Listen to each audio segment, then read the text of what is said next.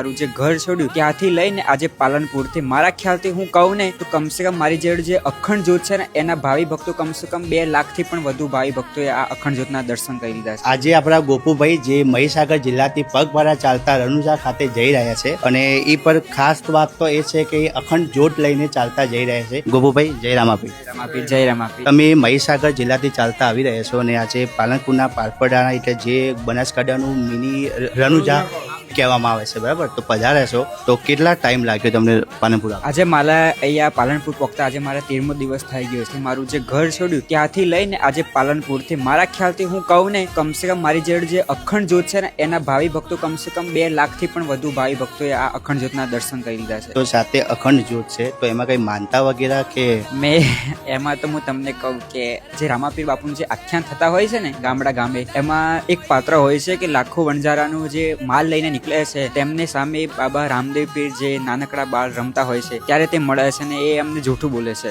પછી લાખા વણજારો જે માનતા લે છે ને જૂઠું બોલીને કે બાપુ અમારી માનતા પૂરી કરજો, અમે આમ કરશું, તો એવી જ રીતે ત્યારે લાખો વણજારો જે માનતા લે છે એ વખતે જ મેં પણ માનતા લીધેલી કે બાપુ મારું આ કામ થશે તો હું તમારા દ્વારે અખંડ જ્યોત લઈ અને મારા ખુલ્લા પગે મારા મઢથી તો તમારા મઢ સુધી આવીશ। એટલે મારી માનતા પૂરી થઈ ગઈ એ બદલ હું અખંડ જ્યોત લઈ અને ખુલ્લા પગે જઈ રહ્યો છું રણુજા। અને બીજી વસ્તુ કે તમે પાલનપુરની ધરા પર ઊભા છો તો દરેક પાલનપુરના લોકો વતી જય રામાપીર। જય રામાપીર। જય આગળની પર સફળ તમારા રામાપીર પૂરી કરે એવી આશા સાથે જય રામાપીર। જય રામાપીર।